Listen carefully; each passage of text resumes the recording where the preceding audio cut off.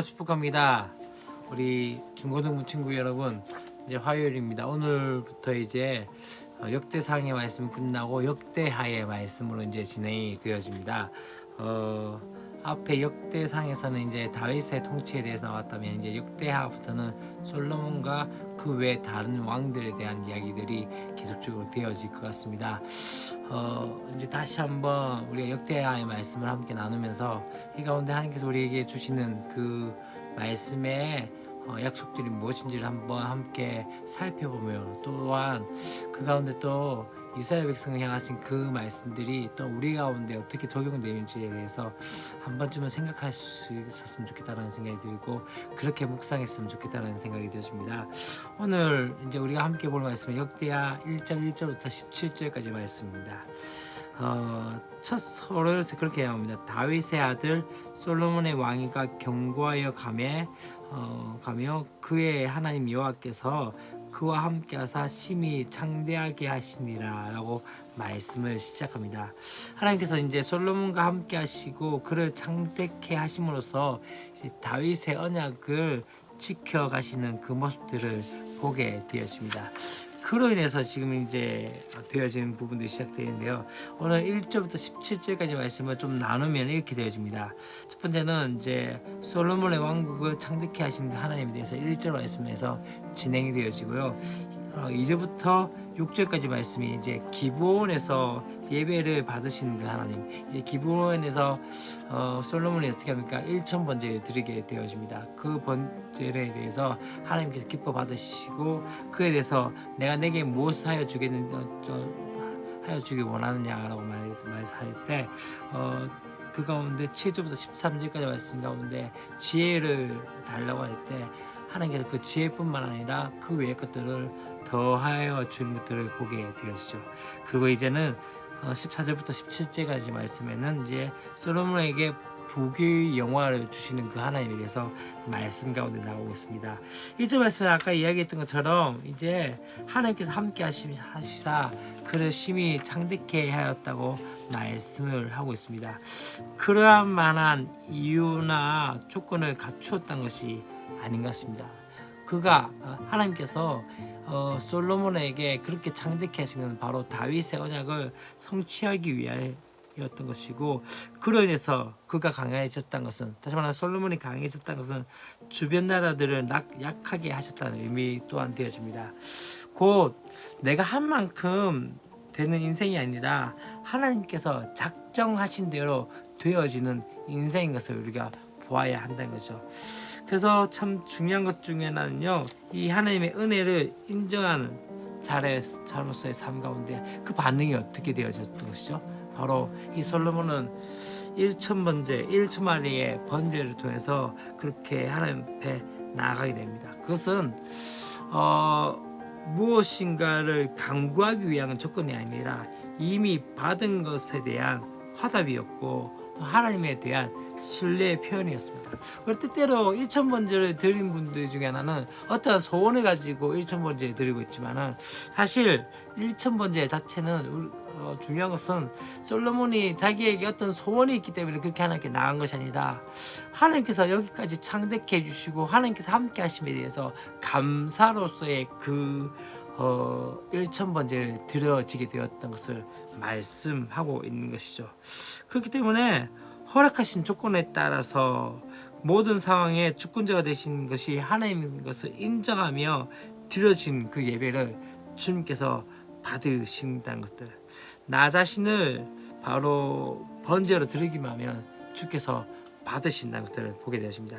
이제 그로 말미암아 어떻게 되어집니까?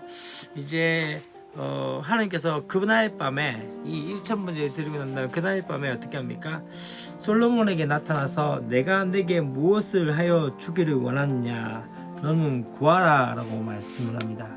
다시 말하면 원하는 것을 묻는 그 하나님께 솔로몬은 백성을 하나님의 마음에 따라서 재판하는 데 필요한 지혜와 지식을 구하는 모습들을 보게 되어집니다.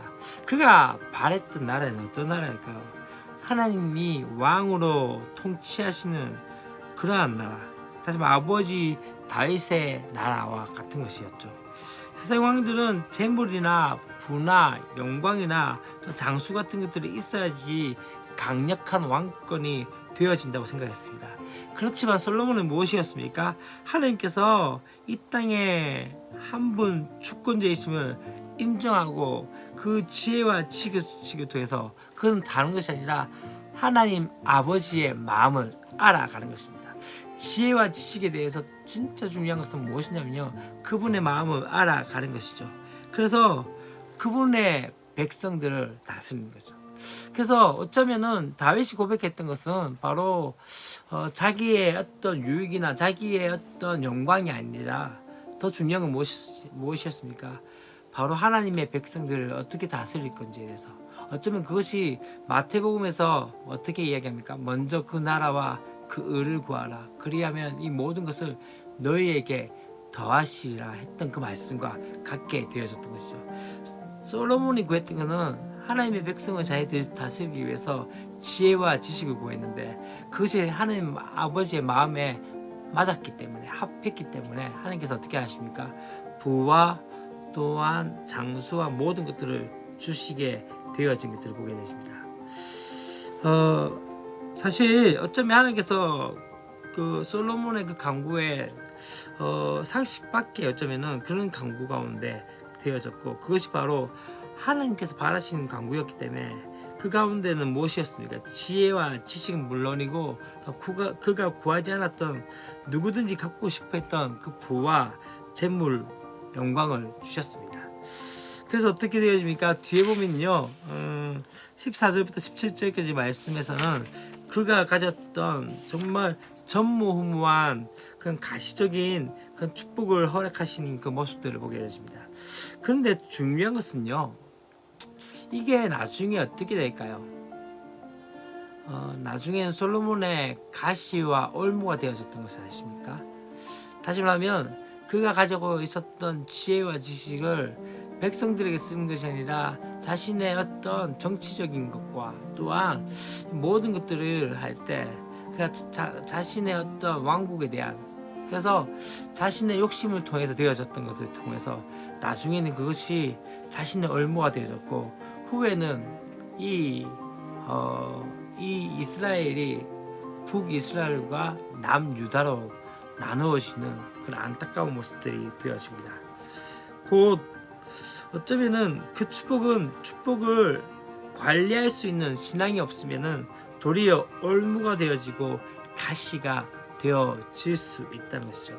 그가 지혜와 지식을 구한 만큼 그 가난한 마음과 또한 인천 마리의 번제를 드린 만큼의 그 신앙이 있었을 때 그 물질적인 번영은 축복이 될 수 있었지만, 그가 나중에 교만하여짐을 통해서 어떻게 되어집니까? 도리어 그것이 올무가 되어지고 나중에는 그것이 죄악된 것이 되어진 것이죠. 그가 나중에 자신이 가지고 있던 지혜와 지식으로 어떻게 하기 시작합니까? 다른 나라들과의 정략적인 교련과 그런 것들을 통해서 또 땅을 넓혀졌지만, 나중에는 그렇게 정략 결혼을 하는 사람들을 통해서 그 공주들이 가져왔던 그 우상 때문에 이스라엘은 큰 어려움을 당하게 되어졌던 것이죠. 어쩌면 우리에게도 그런 것 같습니다. 하나님께서 주시는 그 축복들이 도리어 나중에는 우리에게 저주가 되어질 수도 있고 우리에게 가시나 올무가 되어질 수 있습니다. 왜요? 잘 사용하지 않으면, 또한 진짜 하나님을 의지하지 않으면 그것이 또 다른 우리에게 올무가 되어질 수 있다는 것을 기억하시고, 그러하기에 다시 한번 주님을 의지하고 신뢰하며 바라볼 수 있는 저와 여러분이 되었으면 좋겠습니다. 내일 또 함께 뵙겠습니다. 내일도 공휴일이지만 또 말씀 묵상은 계속적으로 되어집니다. 화이팅!